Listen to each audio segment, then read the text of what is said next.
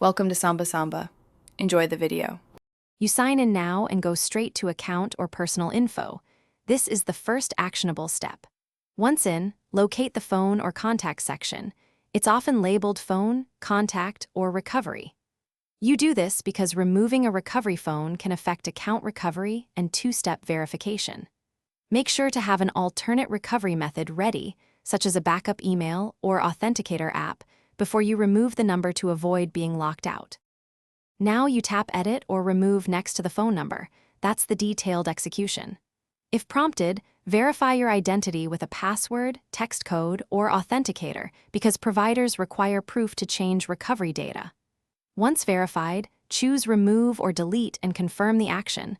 Some services may ask why, which you can skip or select a reason. After removal, immediately add an alternate recovery email or enable an authenticator app. Finish by signing out and signing back in to confirm the phone number is gone. This validates the change.